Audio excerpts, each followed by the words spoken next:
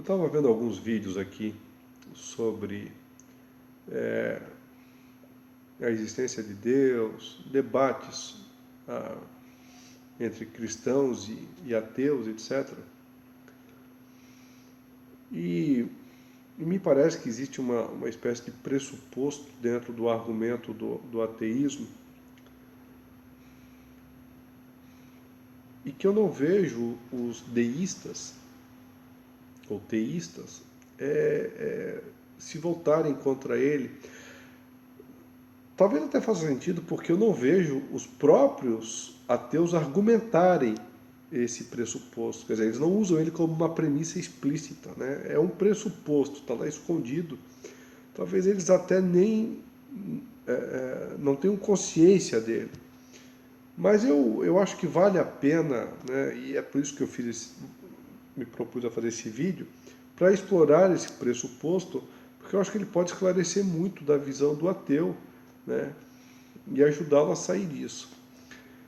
Porque, se você notar o discurso do ateu, ele é todo baseado, no fundo, em dois problemas, ou dois pressupostos, um maior e um menor, por assim dizer. O menor, que é a coisa mais visível para eles, é a ideia do mal e do sofrimento, ou seja, uma ausência de sentido, por assim dizer. Eles não entendem o mal e o sofrimento como possibilidade de um design inteligente, como um projeto de Deus, né? E aí, como eles não entendem que o mal e o sofrimento possam estar na conta do design, né, possam estar fazendo parte do projeto de Deus, eles forçosamente acabam aderindo àquele raciocínio, e eu, se não me engano, eu li isso em Nietzsche, no livro A Gaia Ciência, que é aquele raciocínio que diz o seguinte: você pode ter uma ordem dentro de um caos, mas você não pode ter o caos dentro de uma ordem. Por quê? Porque se você tiver um caos dentro de uma ordem, esse caos, uma questão de tempo, dissolveria toda a ordem existente no universo. Né? Ele, se não me engano, até ele faz ele comete esse raciocínio fazendo uma relação direta ao universo. Ou seja, você pode ter o caos no universo e em alguma parte do universo você pode ter algum aspecto de ordem que se daria por uma mera questão de probabilidade, de possibilidade. Mas o inverso não seria possível, diz o Nietzsche, né? Que você não poderia ter, portanto, um pouco de caos dentro de um universo de ordem, porque aquele caos lá, ele tomaria conta da ordem e dissolveria essa ordem do universo. Confesso a vocês que esse argumento, eu achava ele uma conclusão lógica, e meio que admitia ele a contragosto, não conseguia refutar ele, né? Mas eu acho que a resposta para esse raciocínio do Nietzsche, e que eu repito, acredito que está na base do pensamento ateu, e é por isso que os ateus se voltam tanto contra a ideia de um design, né? É por isso que eles, como não tem um design, tem que ter o caos. Eu acho que eles não entendem uma coisa sobre isso, é que para você aceitar o caos como um princípio, o fundamento, o princípio do surgimento do universo, você não pode olhar para o caos como a gente costumeiramente olha, ou seja, a gente olha para o caos como sinônimo assim de indeterminismo, aleatoriedade, imprevisibilidade, acaso, né? Mas para ele ser um princípio do surgimento do universo, eu volto a parênteses aqui, eu estou lembrando isso, estou recordando de memória, pode ser que eu esteja equivocado, mas para mim, é o Nietzsche que falou isso. Então, para colocar ele como um princípio, e com perdão da palavra, como princípio ordenador, o caos como princípio ordenador do universo, ou desordenador do universo, nós teríamos, portanto, que olhar para essa palavra caos e ter um significado completamente diferente do que nós temos hoje. Ou seja, ele teria que ser muito mais do que mera imprevisibilidade e indeterminismo. Ele teria que ser o oposto de ordem. E o que seria a ordem como princípio do universo? Ora, a ordem como princípio do universo é a própria estrutura do ser. É a estrutura metafísica. Quer dizer, você consegue conceber um universo onde você não tem a quantidade? Quer dizer, olha só, aqui tem uma caneta, uma lapiseira. Tudo que você olha nesse universo, você consegue identificar uma quantidade. Se você falar na matemática, você ainda tem as quantidades discretas e as contínuas. Mas tudo você consegue identificar uma unidade, uma quantidade. Tudo tem uma essência, tudo tem uma posição. Tudo acontece num espaço-tempo. Peguem o tempo, olhem o tempo. Se você olhar o tempo, o que é o presente? O presente é o depois de ontem e o antes do amanhã. Você consegue imaginar algum tempo que não seja assim? Que não tenha isso? Gente, é inimaginável, é impensável. Você consegue pensar um universo que não tenha espaço? É inimaginável. Ou seja, o caos como princípio, ele tem que ser o nada. Percebe? Você teria que ter uma outra estrutura de ser, um outro tipo de tempo, um outro tipo de espaço, um outro tipo de quantidade, um outro tipo de essência, um outro que a gente não consegue nem mesmo imaginar, para que a gente de fato pudesse dizer que a gente vive num universo que o princípio é o caos.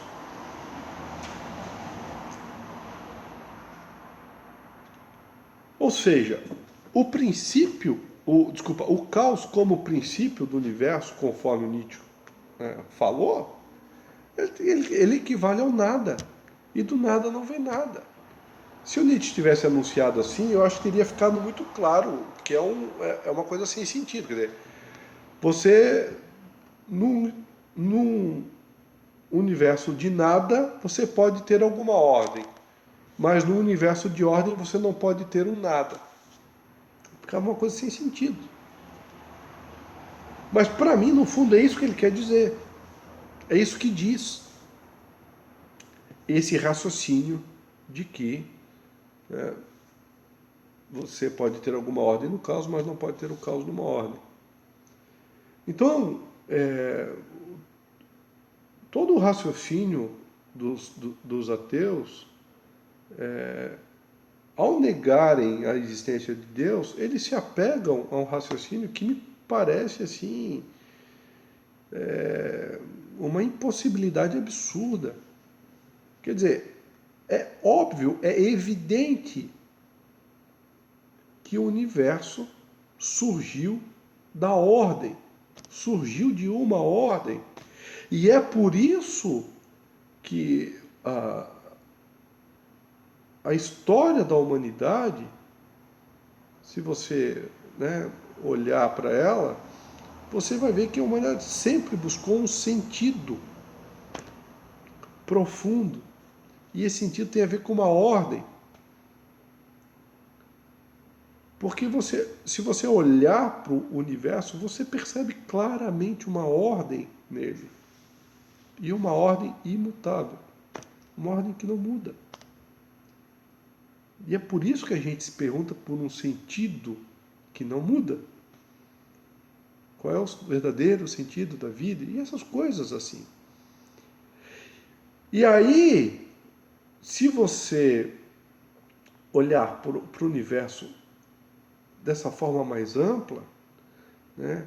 Talvez lhe ajude a enxergar o problema do sofrimento e da maldade, que mais das vezes me parece assim muito infantil na boca dos ateístas. Eles superdimensionam o problema do sofrimento humano, mas das vezes dando uma conotação muito, em primeiro lugar, muito materialista. E em segundo lugar, fazendo dos problemas materiais uma coisa como se fosse um fim do mundo, quando, assim, é pura falta de imaginação. Não é. Dou um exemplo aqui, quer dizer, se você olhar para esse mundo aqui e você se perguntar assim, mas espera, tem gente que passa fome, tem gente que tem uma maldade, tem gente que pratica o mal e tal, mas espera aí, este mundo aqui, qual é a coisa que nós mais precisamos neste mundo? Oxigênio, ar. Qual é a coisa que mais tem nesse mundo? Oxigênio, ar. Então, peraí. Não é um mundo assim tão sofrível. Se você pensar assim em alimento, água, ainda que falte alimento e água para as pessoas, mas... Né? Presta atenção, assim, o que eu quero dizer é que se você olhar para o mundo sobre essa perspectiva de que foi criado pela ordem, você vê muito mais claramente que para toda necessidade que existe no universo, existe algo que supre essa necessidade. Quer dizer, para todo propósito neste universo, existe um objeto que lhe cumpre a sua função. Existe uma relação no universo perfeita. Você não tem aí um animal que precisa de um alimento, que esse alimento não existe. Sei lá como é que esse animal vai surgir, mas não existe isso. Se fosse um verdadeiro caos,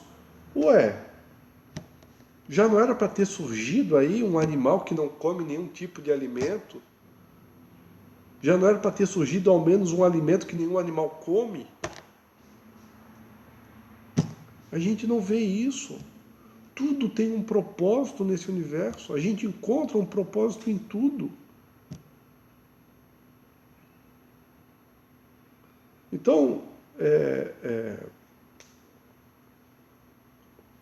eu acredito, sinceramente, que esse raciocínio de ordem e caos, ele está na base do pensamento do cara ateu, sem ele perceber que isso é um tremendo absurdo falar isso. Ele não percebeu o que significa dizer que o caos está como princípio, né, do surgimento do universo. E ele não percebeu também o que significa sentido das coisas. Né? Ele não percebeu esse sentido, essa noção de propósito mais profundo que a gente encontra no universo, na natureza. Bom, eu fiz o vídeo, espero que ajude vocês. Confesso a vocês, como eu já falei, que esse raciocínio esteve muito presente para mim durante muito tempo, me incomodou durante muito tempo, mas eu acredito que, sinceramente, eu tenha conseguido resolver esse problema, né? Se é que podemos chamar de um problema, para mim foi, né? E eu digo, se você é um ateu e está me ouvindo, eu digo para você, sinceramente, ouça esse meu vídeo e ouça de novo ele com o coração aberto, com a sua mente aberta, ouça ele de boa vontade, né? Deus vai falar a você, não que ele está falando através de mim, não é isso. mas ele vai falar a você. Né? Isso é um propósito dele. Né? Então, pense nisso. Em primeiro lugar, né, o universo surgiu a partir de uma ordem. Né? E ordem pressupõe sentido. Então, você, com isso em mente, você vai conseguir entender melhor, né, o sentido ou o significado, ou pelo menos aceitar melhor a existência do mal e do sofrimento. Certo? Bom, era isso que eu queria dizer para vocês. Né? Fiquem com Deus, fiquem mesmo com Ele no coração de vocês, né? Que Ele possa abençoar e tocar o coração de cada um. Fiquem com Ele, fiquem com Deus e até a próxima.